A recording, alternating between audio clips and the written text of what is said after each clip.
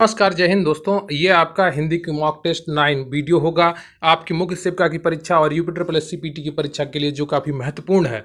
UP triple S सी के सभी पुराने प्रश्नों को इसमें रखा जाता है और ये शमशेरा सीरीज आपकी लगातार चल रही है। बहुत ही जल्दी आपके सब्जेक्टिव क्लासेस भी शुरू की जाएंगी, उनकी योजना लगातार बन रही है और उन पर अच्छे से कार्य किया जा रहा है ताकि आपको अच्छे से अच्छा सर्वोत्तम कंटेंट और सबसे कम चीज़ें पढ़कर आपको ज़्यादा नंबर लाया जा सके, दिलाया जा सके, ऐसा कंटेंट आपको पढ़वाना है। तो उसमें समय लगता है, उसका कंटेंट तैयार किया जा रहा है, आपको विधिवत तरीके से पूरा सिलेबस पढ़ाया जाएगा। इसलिए आप लगातार वीडियो हमारे देखते रहें और कमेंट कर ज़रूर बताया करिए कि आपके प्रश्न कितने सही हुए और आपसे जो प्रश्न पूछा जाए उसका उत्तर भी दिया करिए कमेंट बॉक्स में। तो चलिए शुरू करते हैं आज का वीडियो। लेकिन उससे पहले मैं आपसे रिक्वेस्ट करूंगा कि आप वीडियो को लाइक कर लें, चैनल पर नए हैं तो चैनल को सब्सक्राइब कर लें। आपके कमेंट बहुत ही महत्वपूर्ण होते हैं, तो उत्तर ज़रूर दिया करिए और आपको वीडियो कैसा लगा, आपके जो प्रश्न हैं वो भी बताया करिए। मैं आपके प्रश्नों पर भी आधारित एक वीडियो बनाया करूँगा हर महीने, तो आप लगातार बने रहिए। और quick revision classes Telegram channel को भी ज्वाइन कर लीजिए, आपका लिंक डिस्क्रिप्शन बॉक्स में दिया हुआ है। और प्लीज़ वीडियो अंत तक देखें ताकि आपको अच्छे प्रश्नों का जो अध्ययन है वो लगातार होता रहे और आपकी पढ़ाई लगातार चलती रहे। और आप किसी भी हेल्प या जानकारी के लिए टेलीग्राम पर QRC हेल्प सर्च कर सकते हैं, वहाँ पर आप मैसेज कर सकते हैं और अपनी समस्या बता सकते हैं। आप हमारे बैचेस से भी ज्वाइन होने के लिए QRC हेल्प सर्च करके वहाँ पर कमेंट कर सकते हैं, वहाँ पर आपको PDF बैचेस की जानकारी पूरी मिलती रहेगी। तो चलिए शुरू करते हैं आज का हिंदी मॉक टेस्ट 9। और पहला प्रश्न है आपका, निम्नलिखित में से कौन सा शब्द स्त्रीलिंग है। ठीक है, पहला प्रश्न है आपका, निम्नलिखित में से कौन सा स्त्रीलिंग शब्द है। ऑप्शन ए नमक, ऑप्शन बी लौंग, ऑप्शन सी भात, ऑप्शन डी पनीर। तो जब भी लिंग आपसे पूछे या वचन पूछे, इन शब्दों की पहचान के लिए सबसे अच्छा तरीका है उन्हें वाक्यों में प्रयोग करके देखें। नमक खाया जाता है, लौंग खाई जाती है, भात खाया जाता है, पनीर खाया जाता है। ठीक है, तो स्त्रीलिंग इसमें शब्द कौन सा हो जाएगा आपका, पहले का कौन सा हो जाएगा। तो पहले का बी लौंग बिल्कुल सही उत्तर है कि निम्नलिखित में से कौन सा स्त्रीलिंग शब्द है, तो लौंग है, जबकि अन्य आपके पुल्लिंग है। ठीक है, तो स्त्रीलिंग शब्द क्या हो जाते हैं। चाय आपकी स्त्रीलिंग में आती है, पालक, मूंग, राई, इलायची, दालचीनी, सुपारी आदि। लेकिन आपको इन शब्दों को याद करने की कोई भी ज़रूरत नहीं है, आप बस इनका वाक्य प्रयोग करेंगे और आपको बड़ी आसानी से पता चल जाएगा कि कौन सा शब्द स्त्रीलिंग है और कौन सा शब्द पुल्लिंग है। जब भी आप कोई चीज़ पढ़ें बोलें तो उसको सही प्रोनाउंसिएशन करने की कोशिश करें, सही वाक्य का प्रयोग करने की कोशिश करें। ठीक है, तो अदरक, जायफल, मसाला, कपूर, जीरा, धनिया, अनारदाना आदि। कुछ लोग दही खट्टी है बोलते हैं, लेकिन दही खट्टा होता है। ठीक है, वो पुल्लिंग होता है दही, लेकिन कुछ लोग उसको स्त्रीलिंग में प्रयोग करते हैं, उसको पुल्लिंग में प्रयोग किया जाता है। वह खाता होगा, इस वाक्य की क्रिया किस काल की है, बताइए। प्रश्न 2 है, वह खाता होगा इस वाक्य की क्रिया किस काल की है। ऑप्शन ए संदिग्ध वर्तमान काल, ऑप्शन बी संभाव्य भविष्य काल, ऑप्शन सी सामान्य भविष्य काल, या ऑप्शन डी संदिग्ध भूतकाल। बताइए वह खाता होगा इस वाक्य की क्रिया किस काल की है। ए बी सी डी इनमें से कौन सा ऑप्शन होगा। तो इसमें क्या लग रहा है, वह खाना खाता होगा या वह खाता होगा। तो इसमें किस वाक्य की आप कौन से काल की आपको अनुभूति हो रही है, आपको कौन सा काल महसूस हो रहा है। तो दूसरे का आपका वर्तमान काल होता है। ठीक है, खाता तो वर्तमान होगा, आगे होगा लगा दिया, आप किसी को अंदाजा लगा रहे हैं वो इस समय ये काम कर रहा होगा। तो जब आप अंदाजा लगाते हैं तो वहाँ पर संदिग्ध वर्तमान काल होता है। ठीक है, जब आप किसी चीज़ की वर्तमान में संभावना व्यक्त करते हैं या अंदाजा लगाते हैं जो काम वर्तमान में हो रहा होगा, तो उस वहाँ पर क्या होता है, संदिग्ध वर्तमान काल होता है। ठीक है, तो वह खाता होगा इस वाक्य में संदिग्ध वर्तमान काल है। अगला प्रश्न है, निम्न में से कौन सा अज्ञानी का पर्याय नहीं है। बताइए निम्न में से कौन सा शब्द अज्ञानी का पर्याय नहीं है। अज्ञानी का पर्यायवाची आपको बताना है कि जो नहीं है वो छांटना है। एक तो अज्ञ दिया है, फिर विज्ञ दिया है, फिर मूर्ख दिया है, फिर अनविज्ञ दिया है। बताइए इनमें से कौन सा ऑप्शन आपका सही हो जाता है। अज्ञ, विज्ञ, मूर्ख या अनविज्ञ। अज्ञानी का कौन सा पर्यायवाची नहीं है, तो विज्ञ इसका पर्यायवाची नहीं होता है। ठीक है, अज्ञ और मूर्ख और अनविज्ञ इसके पर्यायवाची कहे जा सकते हैं। तो अज्ञानी का पर्याय अज्ञ, मूर्ख और अनभिज्ञ, पागल, मूढ़ आदि तो है, जबकि विज्ञ का विलोम अनभिज्ञ होता है। विज्ञ का विलोम अनभिज्ञ होता है, विज्ञ का पर्याय नहीं होता है अनभिज्ञ। ठीक है, अगला प्रश्न है आपका, यादु धान का पर्यायवाची शब्द है। वसन है या आग है या अश्व है या निशिचर है। बताइए यादु धान का पर्यायवाची शब्द क्या है। यातधान का पर्यायवाची शब्द क्या है? ए बी सी डी में कौन सा ऑप्शन आपका सही होगा? तो चौथे का ऑप्शन आपका सही हो जाएगा इसमें डी, निश्चर। ठीक है, निश्चर आपका बिल्कुल सही हो जाएगा। यातधान मीन्स राक्षस होता है। ठीक है, राक्षस। तो निम्न के पर्यायवाची शब्द भी देख लीजिए आप। यातधान का होता है निश्चर या राक्षस या असुर या दैत्य या दानव, सुरारी, रजनीचर आदि। ये क्या है? यातधान के पर्यायवाची हैं, असुर के पर्यायवाची हैं या राक्षस के पर्यायवाची हैं। वसन यानी कि कपड़ा, वस्त्र, पट, चीर। और आग का अग्नि, अनल, पावक, वही, हुतासन आदि। तो वायु के पर्यायवाची आप कमेंट बॉक्स में लिख के बताइएगा। आपको 5 वायु के पर्यायवाची कमेंट बॉक्स में लिखने हैं। ठीक है, ध्यान से लिखिएगा। आपको वायु के 5 पर्यायवाची, अगर आपको नहीं आते तो आप प्लीज़ गूगल करके लिखिएगा। पर लिखने से क्योंकि आपको याद हो जाता है, आप कोई चीज़ तुरंत ढूंढते हैं, जब कोई प्रश्न आपसे पूछा जाता है तो वो आपको लंबे समय तक याद रहता है। अश्व के पर्यायवाची होते हैं घोड़ा, तुरंग, वाजी, घोटक, है आदि। अश्व का पर्यायवाची होता है घोड़ा, तुरंग, वाजी, घोटक, है आदि। आपका अगला प्रश्न है 5वां, निम्नलिखित में से कौन सा शब्द सारंग का अर्थ नहीं है? बताइए, सारंग का अर्थ कौन सा शब्द नहीं है? तो पपीहा, शहद, कामदेव, राजहंस। बताइए इसमें से कौन सा सही हो जाएगा आपका? सारंग का अर्थ नहीं है तो पपीहा, शहद, कामदेव, राजहंस। तो इसका सही ऑप्शन हो जाएगा आपका बी, शहद। ठीक है,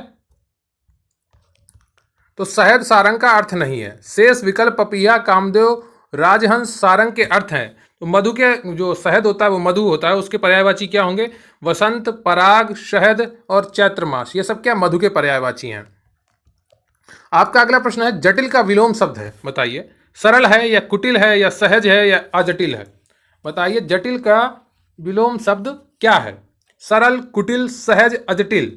जटिल का विलोम शब्द क्या होगा? तो ऑप्शन आपके ए बी सी डी हैं, तो इसका सही उत्तर हो जाएगा आपका ए। ठीक है, जटिल का विलोम होता है सरल। तो जटिल का हुआ आपका सरल, कुटिल का सरल या अकुटिल, और सहज का होता है कठिन। आपका अगला प्रश्न है कैवर्त का शब्द का तद्भव रूप बताइए। देखिए, तत्सम तद्भव भी काफी प्रश्न में पूछे जाते हैं, लेखपाल की परीक्षा में पूछा गया है। और जो ज़्यादातर सरकारी नौकरियों में हिंदी आती है उसमें आपका भाषा कोश पूछा जाता है, तो उसमें शब्दों का ज्ञान होना आपको बहुत ज़रूरी है। तत्सम तद्भव हो या समास हो, इन सब चीज़ों का आपको ज्ञान होना बहुत ज़्यादा जरूरी है। यहाँ से कई प्रश्न बनते हैं। तो कैवर्त शब्द का तद्भव रूप है मल्लाह है या केवट है या नाविक है या केवल है? बताइए, कैवर्त शब्द का तद्भव रूप क्या है? मल्लाह है या केवट है या नाविक है या केवल है? तो इसका सही उत्तर हो जाएगा कैवर्त शब्द का तद्भव रूप, कैवर्त शब्द का तद्भव रूप होगा केवट। ठीक है, कैवर्त का केवट होता है। तो कैवर्त शब्द का तद्भव रूप केवट होगा, जबकि मल्लाह नाविक का समानार्थी शब्द है। मल्लाह क्या? नाविक। और कैवर्त का केवट होता है। निम्नलिखित में से कौन सा तद्भव शब्द है? इष्टिका, कुपुत्र, अमी, उलूक। बताइए इसमें कौन सा आपका तद्भव शब्द है? 8वां का उत्तर बताना है आपको। इष्टिका, कुपुत्र, अमी या उलूक, इनमें से कौन सा आपका तद्भव शब्द है? तो इसका सही उत्तर हो जाएगा आपका सी, अमी। ठीक है, अमी क्या है? तद्भव शब्द है। इसका तत्सम रूप होता है अमृत। ठीक है, अमृत जो होता है वो इसका तत्सम रूप होता है। यहां पर ये वाला रा बनेगा। ठीक है, इसको सही कर लीजिए, वो री वाला रा बनेगा, मात्रा रहेगी। तो दिए गए विकल्पों में अमी शब्दों तद्भव शब्द है जिसका तत्सम रूप अमृत होता है। ठीक है, इष्टिका, कुपुत्र, उलूक तत्सम शब्द हैं जिसका तद्भव रूप क्रमशः ईंट, कपूत और उल्लू है। आपका अगला प्रश्न है 9वां, किस शब्द में विसर्ग संधि है? बताइए, हिमालय में या उल्लास में या अहंकार में या दुष्कार में? बताइए इनमें से किस शब्द में विसर्ग संधि है? हिमालय में, उल्लास में, अहंकार में या दुष्कर में? तो उसका सही उत्तर क्या हो जाएगा? ठीक है, तो 9वां का सही उत्तर हो जाएगा आपका डी, दुष्कर में विसर्ग संधि है। तो देख लीजिए सभी ऑप्शनों की संधियां। हिमालय हिम प्लस आले, यहाँ पर दीर्घ स्वर संधि हो गई। और उल्लास में उत प्लस लास व्यंजन संधि हो गई। अहंकार में अहम प्लस कार व्यंजन संधि हो गई। और दुष्कर में दू प्लस कर विसर्ग संधि हो गई। जहां पे विसर्ग लगती है ना, तो यहां पर जब आपका मिला तो वहां पर आपका आधा शाह बन गया। ठीक है, शाह षटकोण वाला सा आधा बन जाता है विसर्ग की जगह पर जब आपका वहां पर संधि होती है। पयोद का संधि विच्छेद होगा पयाधन धी, पयाधन दधी, पयाधन उदती या पयाधन दधी। बताइए पयोद का सही संधि विच्छेद क्या होगा? तो इसका सही उत्तर हो जाएगा आपका ए, पयाधन धी। यहां पर विसर्ग संधि है।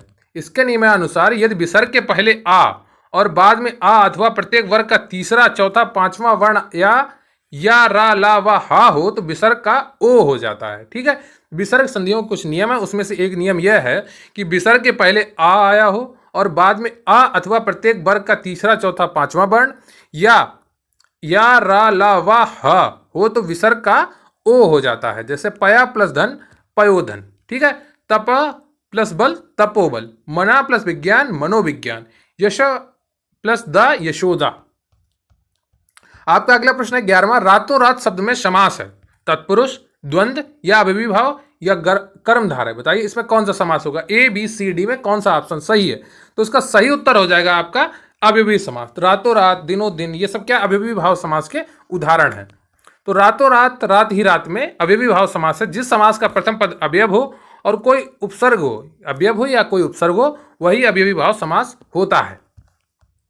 अगला प्रश्न है, शब्द दुरात्मा समास की किस श्रेणी में आता है। बताइए जो दुरात्मा है वो किस समास की श्रेणी में आता है। आपका 12वां प्रश्न है, अव्ययी भाव समास, द्विगु समास, तत्पुरुष समास या बहुब्रीहि समास। बताइए इसमें से कौन सा सही होगा आपका। तो दुरात्मा जो है आपका बहुब्रीहि समास में आता है, डी में। दुरात्मा बहुब्रीहि समास की श्रेणी में आता है। इसका विग्रह दुष्ट आत्मा वाला व्यक्ति अर्थात कोई दुष्ट। बहुब्रीहि समास में पूर्व पद या उत्तर पद में से कोई भी पद प्रधान नहीं होता है, बल्कि अन्य पद प्रधान होता है। कहीं कहीं पर इसे कर्मधारय समास भी माना जाता है। अगला प्रश्न है आपका, दिए गए वाक्यांश के लिए एक शब्द का चयन कीजिए। पूरब और उत्तर के बीच की दिशा को क्या कहते हैं। बताइए पूरब और उत्तर के बीच की दिशा को क्या कहते हैं। आग्नेय कहते हैं या वायव्य कहते हैं या ईशान कहते हैं या नैऋत्य कहते हैं। बताइए पूर्व और उत्तर के बीच की दिशा को क्या कहते हैं। तो 13वें का सही हो जाएगा आपका, 13वें का आपका सही हो जाएगा बी। ठीक है, ईशान कहते हैं। ऑप्शन ऊपर नीचे हो गए हैं, वो आप देख लेंगे। तो ईशान आपका सही होगा। उत्तर और पूरब के बीच की दिशा को ईशान दिशा कहते हैं। तो पूर्व और दक्षिण के बीच के कोण को आग्नेय कहते हैं। उत्तर और पश्चिम के बीच के कोण को वायव्य कहते हैं। और दक्षिण और पश्चिम के बीच के कोण को नैऋत्य कहते हैं। क्या कहते हैं, नैऋत्य। पूर्व और दक्षिण के बीच के कोण को क्या कहते हैं, आग्नेय कहते हैं। उत्तर और पश्चिम के बीच के कोण को वायव्य कहते हैं और दक्षिण और पश्चिम के बीच के कोण को नैऋत्य कहते हैं। यह आपको पता होने चाहिए, अक्सर प्रश्न यहां से आता है।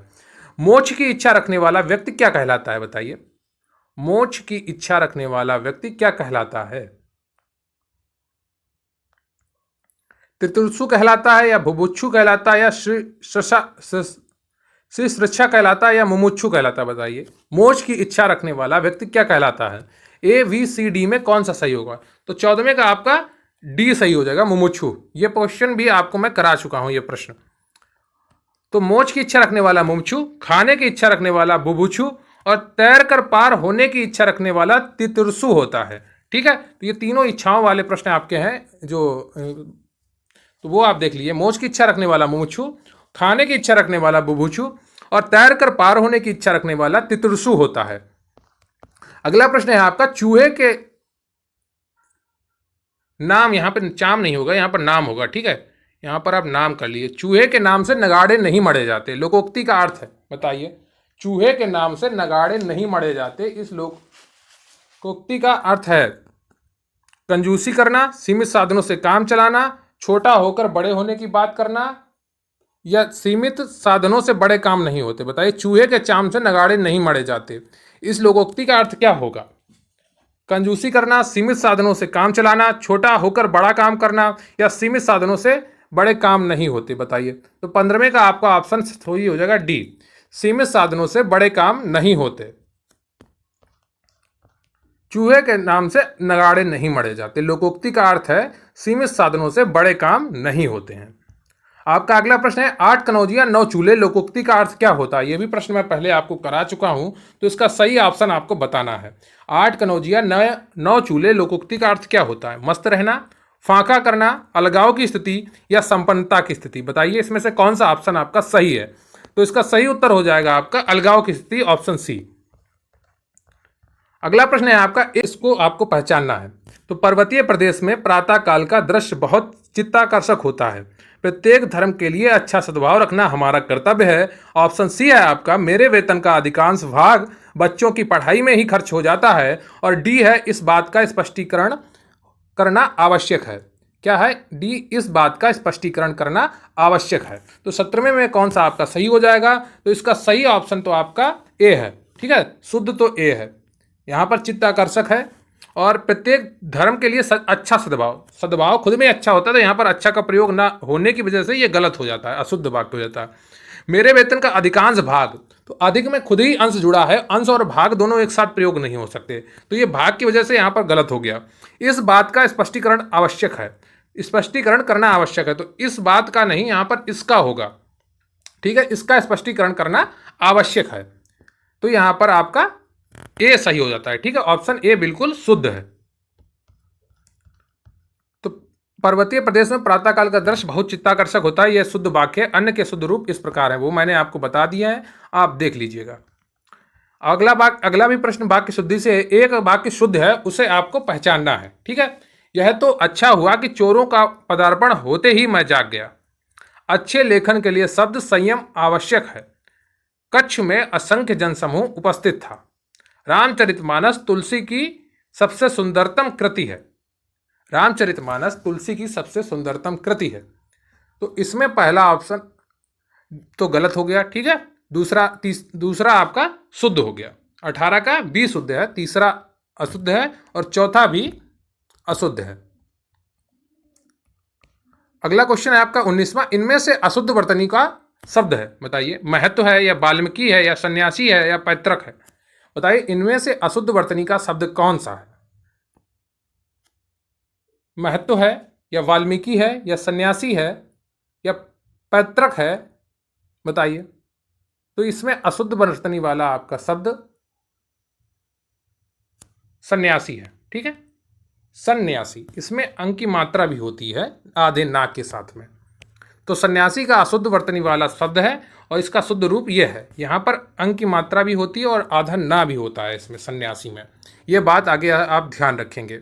अगला प्रश्न है, निम्नलिखित में से एक वर्तनी अशुद्ध है, उसे चयनित कीजिए। उज्ज्वल, श्रृंगार, श्रद्धा, कवयित्री। बताइए इसमें से कौन सी वर्तनी अशुद्ध है? यह आपका अंतिम प्रश्न है, बस बताइए इसमें कौन सी वर्तनी आपकी अशुद्ध है? तो यहाँ पर आपकी उज्ज्वल आपका शुद्ध लिखा है, श्रद्धा शुद्ध लिखा है, कवित्री आपका शुद्ध लिखा है, अशुद्ध वर्तनी आपकी बी है। ठीक है, कौन सी अशुद्ध है? वी ऑप्शन आपका अशुद्ध है। श्रृंगार में ये होता है, जो ये वाला रा बना देते हैं तो ये अशुद्ध हो जाता है। ठीक है, तो जब भी श्रृंगार हो तो ये आप ये वाला रा बनाएंगे, ये वाला रा बनाते ही आपकी अशुद्धि हो जाती है। ठीक है, तो ये रहे आपके 20 प्रश्न। आपके कितने प्रश्न सही हुए कमेंट कर जरूर बताइएगा, और वायु के पर्यायवाची भी मैंने आपसे पूछे हैं, वो भी कमेंट करके बताइएगा। ठीक है, तो हिंदी मॉक टेस्ट का 9वां आपकी सीरीज 9वां पार्ट आज हुआ। कल आपका जीके जीएस का टेस्ट होगा और बहुत जल्द ही मैं आपकी सब्जेक्टिव क्लासेस शुरू करने वाला हूं, उन पर काम चल रहा है और बहुत अच्छे से आपकी तैयारी करवाई जाएगी मुख्य सेविका और यूपी SSC पीटी एग्जाम के लिए। कमेंट करके बताइएगा आपका कौन कौन सा एग्जाम लगा है, क्या केवल मुख्य सेविका वाला एग्जाम है या यूपी SSC पीटी का भी साथ में आपको एग्जाम देना है, तो कमेंट करके ज़रूर बताइएगा। तो वीडियो देखने के लिए धन्यवाद। जय हिंद, जय भारत।